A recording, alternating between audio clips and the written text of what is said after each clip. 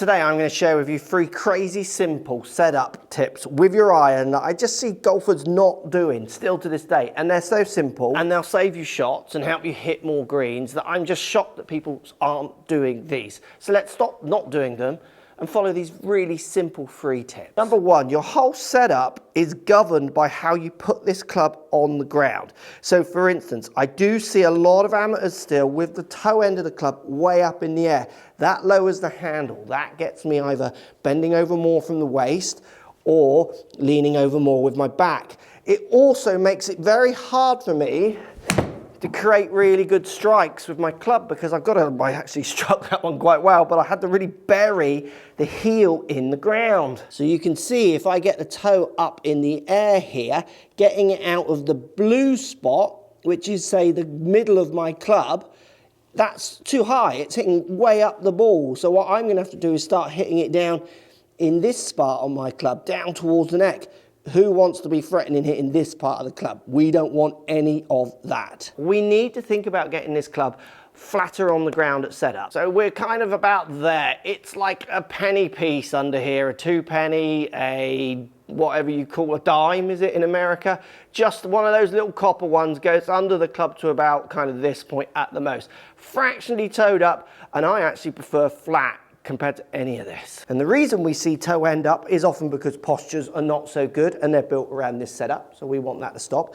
And then the other reason is if your clubs aren't fit for you, if your clubs are standard and you're smaller, or you stand in a certain way where, or you have longer arms, so you're my height but longer arms, that's going to push your club down to the ground. You're going to need the lie adjusted. So making sure your equipment allows you to do this is crucial because we swing the equipment that is put in our hands. Let's give ourselves the best chance of using the sweet spot and creating some good strikes and getting full distance with your approach play. Number 2 is how the club goes on the ground as well in relationship between the face. So think about the face as the bit that starts the ball. So where are we pointing? This is crucial. Then your hold is in relationship to that face. They've got to sync.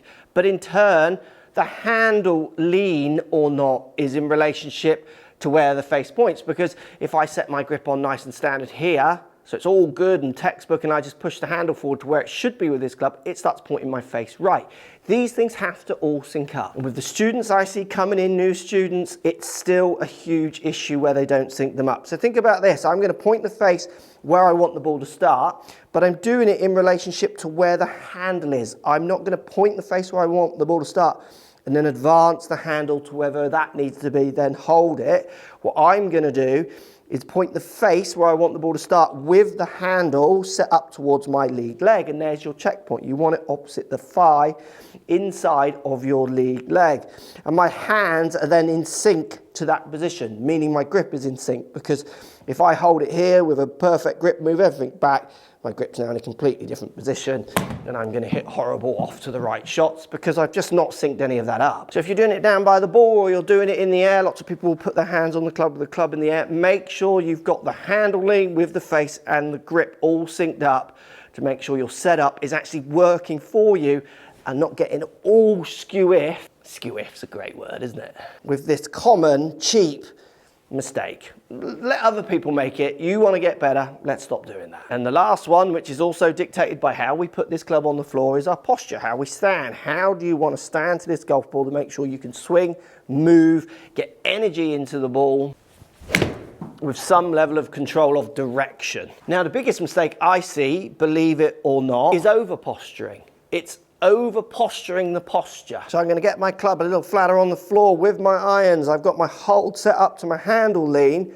Now I'm going to set my posture, which is for me quite easy because this is in a good place. So if I just make sure I just bend gently from the waist and stay quite relaxed, hang my arms down, then it falls me into a posture. But what we're seeing lots of golfers doing, and what I see students doing, is they're watching videos, they know they've got to get straight back, spit and knee flex, is they start completely over posturing posture, bum stuck way out, back, bolt straight, rowboat, tronic, weak, toppy golf shots. And obviously we see rounded backs, those kind of ideas, but the biggest thing with posture is it's personal to you. If you want to go down the posture rabbit hole, believe me, I've been down there. It's deep. It's fun down there, but it's dark as well. But the posture rabbit hole will let us know that our spines aren't all the same shape. They have different curves, different lengths. We're very messy. Humans, as a general rule, to quote Dr. Scott Lynn, who works with me on these plates, he says, these are precise, text precise, humans are messy, and it's a great way of describing people.